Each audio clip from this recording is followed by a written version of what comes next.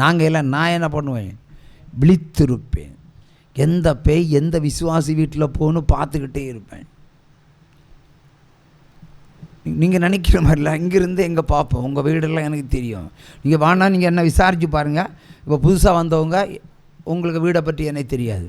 என் வீடு எப்படி இருக்குன்னு இல்லைட்டு நீங்கள் என்னடா சாயங்காலம் 6 மணிக்கு மேலே கிளங்க 6 to 9 நான் பதில் சொல்கிறேன். ஒரு சமகையை தட்டுங்க, சவால் ஒழியும். அன்றைக்கு ஜபத்துக்கு இடைஞ்சலாக ஃபோன் வந்துட்டு இருக்கு. திரும்ப திரும்ப திரும்ப நான் சுவிட்ச் ஆஃப் பண்ணி வைக்க அப்புறம் லேண்ட் நம்பரில் அடிப்பான். அன்னையிலேருந்து இந்த வீட்டில் இந்த ப்ரேயர் சென்டரில் லேண்ட் நம்பர் கிடையாது, பிடிக்கிட்டோம். லேண்ட் நம்பர் இருக்குது, ஃபோன் இருக்காது. நம்பர் உண்டு, ஃபோன் இருக்காது. வீணாக பணத்தை கட்டிகிட்டு இருக்கோம். இங்கே அந்த ஃபோனில் யாரும் யூஸ் பண்ணுறதும் கிடையாது. மாற்றி மாற்றி அடித்தானா எனக்கு ஜபத்துக்கு இடைஞ்சல். ஏன்னா ஆவிக்குரிய வளர்ச்சி கொஞ்சம் கம்மி தான். அப்போ எல்லாம் நான் ஃபோனை வச்சுட்டேன், கட் பண்ணி வச்சுட்டேன். சுமார் 1 மணி நேரம் தாண்டி அவன் ஒருத்தரை நின்று இருக்குன்னு ஃபோனை ஆன் பண்ணி வச்சேன். மறுபடியும் தொடங்குச்சு வேலை. அவனுக்கு எப்படியெல்லாம் திட்ட முடியுமோ அப்படியெல்லாம் திட்டு. நான் தான் கோபக்காரனாச்சே, ரொம்ப திட்டேன், ரொம்ப திட்டேன். மனசில் தான், அவனுக்கிட்ட திட்டல. வேறு வழி இல்லாமல், என்ன பிரதர் என்ன பிரச்சனை உங்களுக்கு, நாடு ராத்திரி மனுஷனை ஜெபம் பண்ண விட மாட்டிங்களா? அப்படி தான். அவங்க என்ன சொன்னா, பிரதர் என் மனைவி சாக கிடக்குறா, அவளுக்கு இதயத்தில் அடைப்பு, மூச்சு விட முடியல, அவள் அறைக்குள்ள ஓடிக்கிட்டே இருக்கிறா, நின்னா அவளால் முடியாது, ஹார்ட் உடைஞ்சு போயிடும். அதனால் வேகமாக ரூமுக்குள்ளே சுற்றிட்டு இருக்கிறா, காண்ற மேசையெல்லாம் அடிக்கிறா, உடைக்கிறா, அதெல்லாம் நிற்கிறா. நான் அடைச்சி பூட்டிக்கிட்டாக்க நான் வந்து உங்களுக்கு ஃபோன் பண்ணுறேன், எப்படியாவது காப்பாற்றுங்க பிரதர்னு. இந்த இடத்துல ஒரு கைத்தட்டல் கொடுங்க.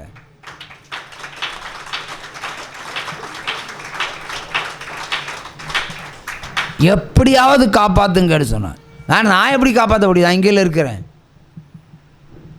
1 நிமிஷம் கண்ணை மூடினேன். கோபத்தில் பதிலளித்தாலும், ஆண்டவரே ஒரு உயிர் துடிக்கிறதப்பா, அதுக்கு காரணம் நீ தான் சொன்னார். என்ன பார்த்துக்கிறேன், அது காரணம் நீ தான். நான் என்ன ஆண்டவரை செஞ்சேன், நான் என்னையா செய்தேன்? 100 ரூபா உங்கள்கிட்ட தந்தேன், சென்னையில் போய் பீச்சில் போய் அதை போடுன்னு சொன்னேன், ஒரு விதவைக்கு கொடுன்னு சொன்னேன். கேட்டியா நீ? இவ்வளோ தூரம் ட்ராவல் பண்ணுறதுக்கு நீ யோசிச்சு எம்மோ பண்ணினேன். அந்த காசை அவனும் செலுத்தலை, பைபிளில் வச்சுருக்கிறான். அப்போ எனக்கு சந்தேகம் வந்தது. அவனை சோதித்து அறிவதற்கு, ஆமாம் நான் 100 ரூபா அவருக்கு எம்மோ பண்ணி தந்தனே ஒரு ஏழை விதவைக்கு கொடுக்கறதுக்கு, நீ அதை என்ன செஞ்ச, கொடுத்தியா? அது பைபிள் வச்சுருக்கு. பைபிள்லே வச்சுருக்க, சங்கீதம் 90 வச்சுருக்கிற. ஆமாம் அதில் தான் இருக்குது பிரதர். தந்து எவ்வளோ நாள் ஆச்சு? 2 மாதம் ஆச்சு பிரதர். போக டைம் இல்லை, ஆஃபீஸ் போகணும் வீட்டுக்கு வரணும், தேவனோட காரியங்களை செய்வதற்கு எனக்கெல்லாம் டைம் கிடையாது. அதையே அவன் முண்டாடி துடிச்சிட்ருக்கா. கர்த்தர் சொன்னார், அதான் என் சப்தத்திற்கு நீ செவி கொடுக்கல. ஒருவேளை ஒரு விக்கிர சொல்லியிருந்தா கேட்பியா நீ? 2 கோழியை கொண்டு போவ, 4 எலுமிச்சம்பழம் கொண்டு போவ, ஆரம்பிச்சு சாராயத்தை கொண்டு போவ, அந்த பொட்டு அந்த பவுடர் இந்த பவுடர் அந்த முல்லைப்பூ இந்த பூ எல்லாம் கொண்டு கொடுப்ப. நீ பயம், பேய கண்டு பயம் உனக்கு, ஆனால் என்னை கண்டு உனக்கு பயம் இல்லை. முதல்ல அதை செய், அப்புறமா பார்த்துக்கலான்னாரு. நான் அப்படின்னு சொல்லி, நீ அதை செய் அப்புறம் பார்த்துக்கலாம். ஐயோ நான் இன்னும் எப்போ பீச்சுக்கு போகிறது? அப்போ நான் கேட்டேன், நீ இப்போ எங்கே இருக்கிற? அப்போ தான் சொன்னான், கட்டபொம்மை ஸ்ட்ரீட்டில். சரி, நீ இப்போ அந்த பணத்தை எடுக்கிற. ஐயா கதவை திறந்தா வெளியே சாடிடுவா, எப்படியாவது நீ அந்த பணத்தை எடுக்கிற. நடந்த ஊழியம், உண்மையை சொல்லுகிறேன். அதே கட்டபொம்மை ஸ்ட்ரீட்டில் போ, ஒரு விதவை வருவான். நடுராத்திரி நடுச்சாமம் 12 to 1 மணிக்குள்ளே நடக்கிற சம்பவம். ஒரு விதவை வருவா, கொடுத்துட்டு திரும்ப போ, உன் மனைவி சொஸ்தமாயிருப்பதை நீ காண்பாய். பழைய ஏற்பாடு காலத்து ஊழியம். இந்த ஊழியம் எல்லா காலத்துக்கும் ஏற்ற ஊழியம். இந்த ஊழியம் அப்படியே சொன்னார். நான் அவளுக்கு ஜெபம் பண்ணல, ஆண்டவரே இந்த இதயத்தை திறந்து கொடும், மூச்சு விடட்டும், இன்னொன்று நான் ஜெபம் பண்ணல. அவர் சொன்ன கட்டளை, அந்த ரூபாயை கொண்டு கொடுத்துட்டு வா.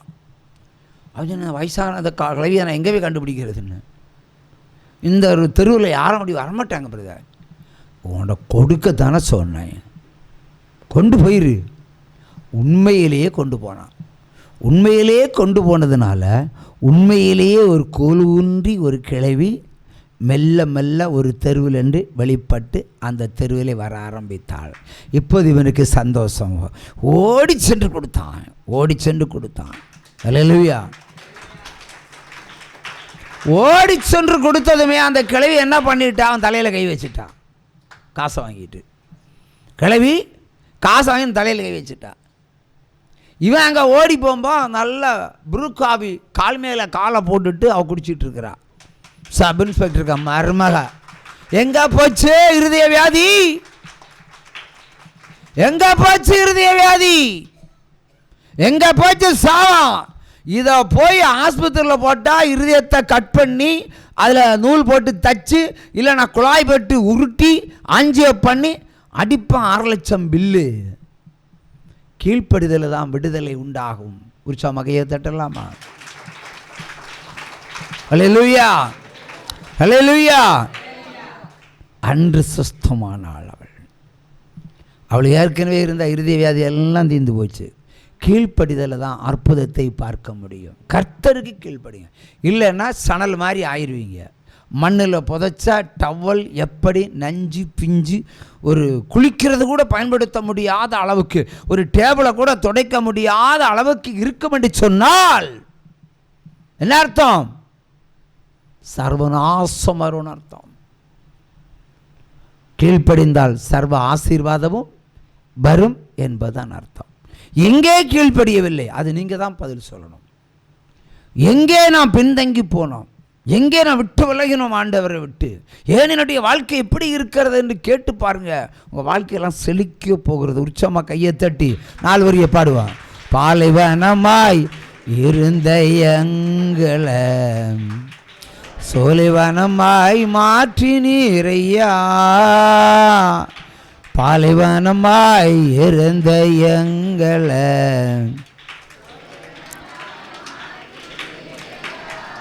அல்லேலூயா. அடுத்தபடியாக ஒரு வேத வசனத்தை நீங்கள் வாசிக்கலாம், நான் தியானிக்கிறேன்.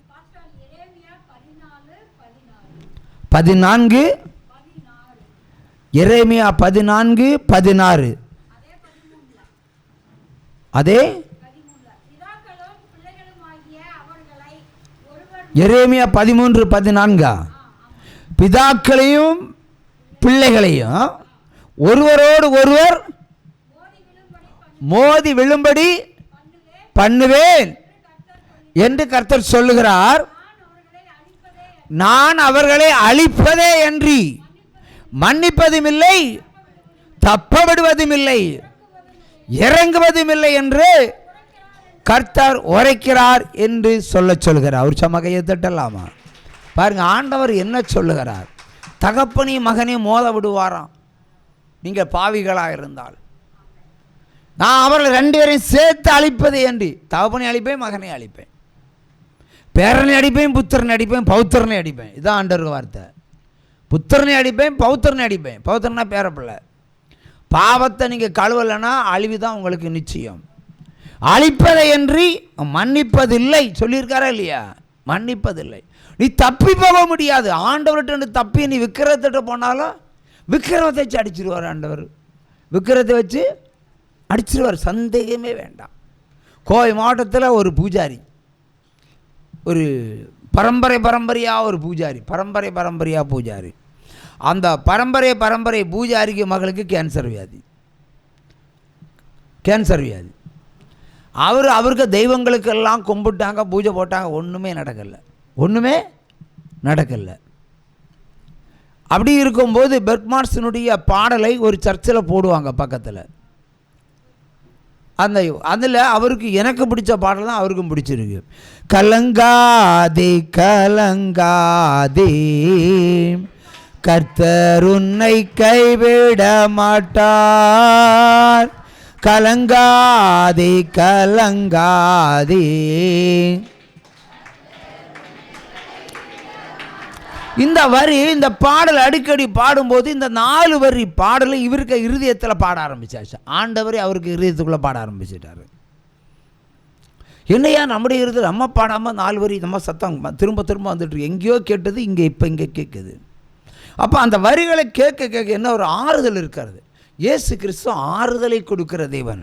அவர் என்ன சொல்றார்? கலங்காதே கலங்காதே, நீ எதை குறித்தும் கலங்காதே, நான் இருக்கிறேன் என்கிறார் அல்லவா ஆண்டவர். உற்சமாக ஏற்றட்டலாம். கடனாக இருக்கட்டும், இல்லை கர்ப்பத்தில் பிள்ளையாக இருக்கட்டும், இல்லை வீட்டில் திருமணமாக இருக்கட்டும், இல்லை யாராலும் குணமாக்க முடியாத கொள்ள வியாதியாக இருக்கட்டாலும் இருந்தாலும் அவர் என்ன சொல்கிறார்? நீ கலங்காதே. முதல் கட்டம். எந்த தெய்வம் இதை சொல்லும்? நம்ம தெய்வம் தான் சொல்லும். கலங்காதே கலங்காதே.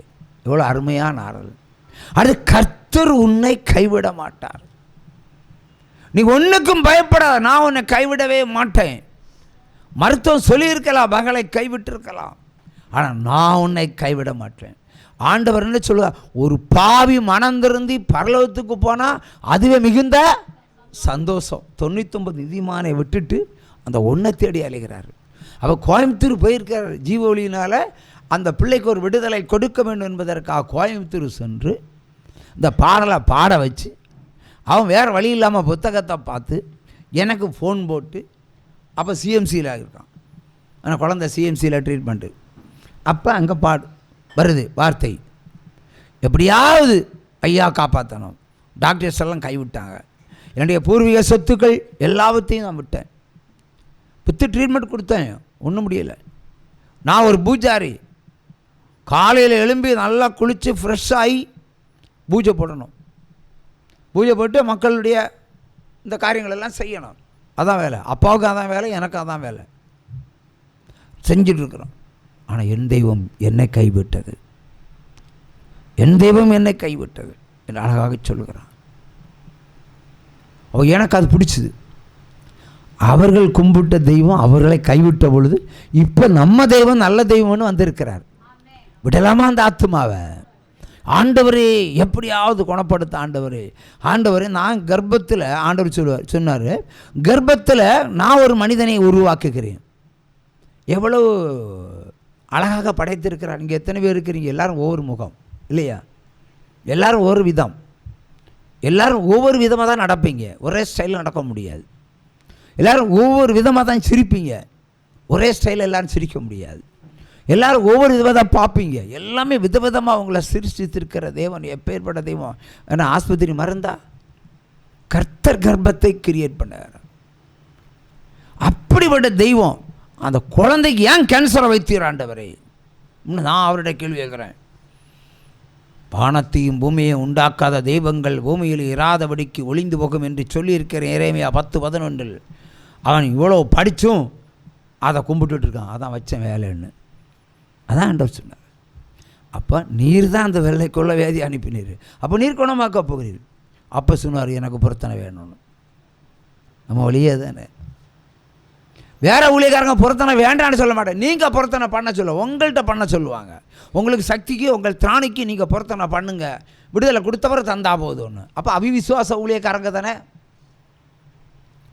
அவிவிசுவாச ஊழியக்காரங்க தானே. அவனுக்கே சந்தேகம், ஒரு வேளை ஆண்டு விடுதலை கொடுத்தால். நான் இந்த சகோதரிட்ட பொருத்தனை வாங்கியிருக்கிறேன். எளிமையில் இல்லைங்க சிஸ்டர், குறையத்தான் செலுத்தியிருக்கீங்க. ஆனால் பிள்ளை 15 வயசில் படுத்து கிடக்குன்னு நடக்க முடியல. அதுவும் பெண் பிள்ளை. ஆண் பிள்ளை இருந்தால் கூட பரவாயில்ல. எவ்வளோ அவஸ்தைகள் பாருங்கள். நான் தேவ சமூகத்தில் வச்சேன். ஒரு பெண் பிள்ளை ஆண்டவரே, எவ்வளோ அவஸ்தை. அந்த பிள்ளைக்கு எவ்வளோ அவஸ்தை, பராமரிக்கிற பிள்ளைக்கு எவ்வளோ அவஸ்தை. நான் நடக்க பண்ணுவேன்னு சொன்னார். அதனால தான் ஊக்கமாக உங்களுக்கு ஒளிஞ்சது. உட்காருங்க. பரிகாரம். ஏனென்றால் முற்பிதாக்கள் யார் உங்களுக்கு? முற்பிதாக்கள் யார்? எந்த ரீஜியன் உங்களுக்கு? கிறிஸ்தவமா இந்து? உட்காருங்க. தெரியுதா? பாவம் பின்தொடரும். இப்போ கிறிஸ்டியன். அப்போ விக்கிரங்களை தொழுவண்டா என்ன வரும்னு தெரியுதுல்ல. நான் கேட்குறேன், கர்ப்பத்தில் நீ வச்ச பிள்ளை, அந்த பிள்ளைக்கு நீ ஒரு விடுதலை கொடுக்கணும், அடக்க பண்ணுவேன்னு சொன்னார். அந்த பிள்ளைக்கு, வேலூர் பிள்ளைக்கு என்ன சொன்னார்? உயிர் கொடுப்பேன், நான் ஜீவனை கொடுப்பேன்னு சொன்னார். ஆனால் பொருத்தனை வேணும். பிரதர் பொருத்தனை செலுத்துங்க பிரதர், 1000 புக் அடித்து 1000 பேர் கொடுத்துருங்க. அன்றைக்கி அங்கே 1000 தான் சொன்னேன், இன்றைக்கி நான் ரேஞ்சு மாறி போயிடும். அதுக்கு அவங்க சொன்னாங்க, ஒன்றுமே இல்லை,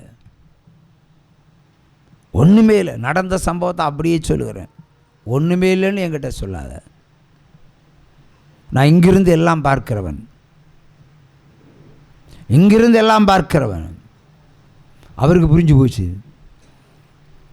இவனுடைய கண்ணு கொல்லி கண்ணு, எல்லாத்தையும் பார்த்துக்கிடுவான், நாளைக்கே அனுப்புகிறேன்னு சொன்னான். அப்புறம் சொன்னேன், பொருத்தனை பண்ண போகிறேன், அந்த பிள்ளையை எடுத்து கையில் எடுத்து ஒன்றும் முகம் வச்சு முகர்ந்து பாரு. உடம்பு முழுவதும் மருந்து வாசனை, மரண வாசனை. முகந்து பார்த்தோம், ஆமாம் பிரதர், எல்லாம் மருந்து வாசனை தான் இருக்குது. நான் ஜெபம் பண்ணி முடித்த பிறகு அந்த மருந்து வாசனை உடம்புல இருக்கா இல்லையான்னு பார்த்துக்கோன்னு சொன்னேன். ஃபோனில் தான் ஜெபம், 2 கட்ட ஜெபம். 3ஆவது ஜெபத்தில் மருந்துக்கு மனமே இல்லை, பிள்ளை சொஸ்தமானார். ஒற்றுமையா வல்லமையை தாகத்தோடு காத்திருக்கிறோம். ஒற்றுமையா வல்லமையை தாகத்தோடு காத்திருக்கிறோம். மாம்சமான யாவர் மேலும் ஊற்ற வேண்டுமே, மாம்சமான யாவர் மேலும் ஊற்ற வேண்டுமே. மக்கள் எல்லாம் இறைவாக்கு உரைக்க வேண்டுமே. ஒற்றுமையா வல்லமையை